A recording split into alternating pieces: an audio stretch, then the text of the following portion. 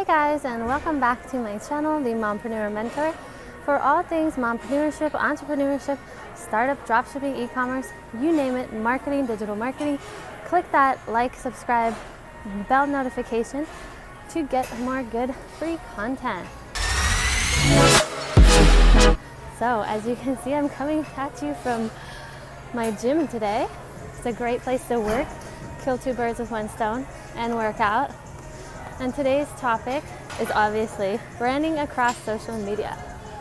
What is the big deal about branding across social media? Number one thing you have to remember when branding across social media platforms such as LinkedIn, Instagram, Facebook, Bitly, YouTube, Twitter, stuff like that is the number one thing. Write this down. Cohesion. You want to have a cohesive brand, okay?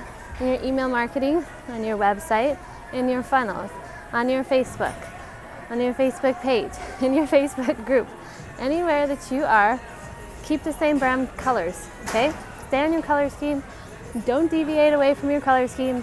Keep your branded color scheme. A really good example of strong branding across channels is Liz Benny. Shout out to the Kapow Queen because she always wears the same pearl necklace, the same shirt, has the same haircut. When you're scrolling and you're a Liz Benny fan, you know to stop if you see her ad or if you see her post because it's like obviously her. You've seen her image many times. Again, it always looks the same. It is very strong, very cohesive across channels, and you know, oh, that's Liz Benny, I better stop scrolling, okay? That is one of the main reasons for cohesion, is so people recognize the brand. If your brand is so different across multiple channels, maybe some of your fans won't recognize your brand and they won't follow you, they won't engage with you, or they won't get the content that you're trying to deliver to them. Number one, cohesion, okay? Number two for your brand across social media channels is having a voice for your market. So being niche specific. I'm Mompreneur Mentor, so I should be talking about entrepreneurship, mompreneurship, all those things. For a while, when I first got back on my Twitter, I got really selfish with my Twitter. I didn't tell my followers, and I just wanted to use it for fun and like throw my little insights and thoughts out on the Twitter world where I thought there was no consequence, right? And I realized, oh crap, I'm about to start pitching investors. Like I can't be sloppy. I can't have personal stuff on my Twitter. Like what am I thinking, right? So you definitely want to make sure your voice is on brand, what you're talking about is on brand, the content is on brand, so it's not confusing to your followers and your community. If you're not on brand, they're gonna be like, why did she upload a video about cooking frog's legs? She's not from Alabama. Like, this isn't a frog leg community, this is a mompreneur community. Okay, kind of weird analogy. You get it. Okay, number three for staying branded across social media channels is connecting them. This will save you time, energy, and money if you hire a VA to do any of your social media. Because if you link the accounts, you can link your Instagram, your Twitter, and your Facebook, or your Facebook page, and your shop, or your blog. You can link them all.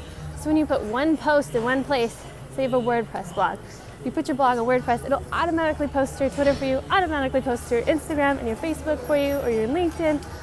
And it gives you like 8 arms, like an octopus. In fact, I think there is octopus app or something that you can use. So if you don't want to link them all and create the spider web for posting, you can also use apps like Hootsuite or other posting apps that allow you to schedule your posts and see them scheduled over time. And then you can kind of get this broad, like eagle eye view of your social media brand campaign.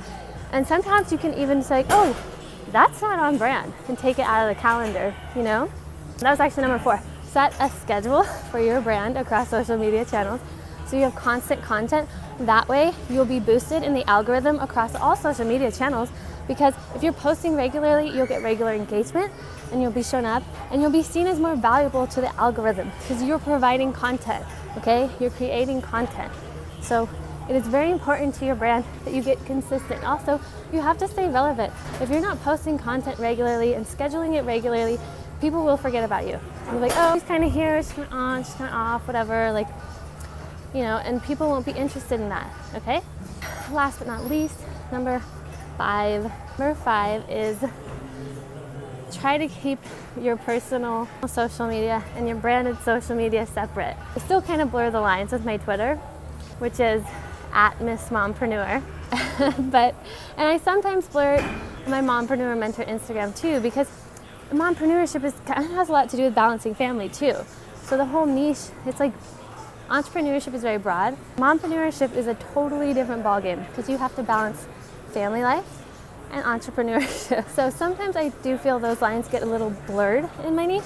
But if you don't have that issue, you should really try to separate your personal pages from your branded pages, okay? Because otherwise the cohesiveness gets messed up, your voice isn't strong and focused, your message isn't focused, it just really blurs the line. So I have a personal Facebook page I really only share family stuff on with my closer family and friends and community I've known since I was like a kid, and I have an Instagram page just for that as well. And then I have a separate page for my Mompreneur Mentor business, and I have a separate account here on YouTube. So we did have a family YouTube, but my son has turned that into his YouTube channel. I thought for a second, oh, why don't we just put the YouTube channels together? It's so much easier than managing two. But I was like, wait a minute, nope, that will ruin the brand. It's not how it works. So I gave him our old channel. If you want to check out his YouTube videos, he's EJCK4, and I'm really proud of him for doing that. So yeah, try to keep the personal and business separate.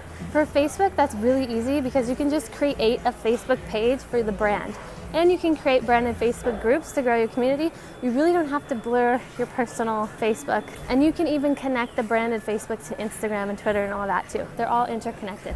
And those are my 5 tips for staying branded across social media channels. If you like this video, please do hit that thumbs up button, like and subscribe, and follow for more great information.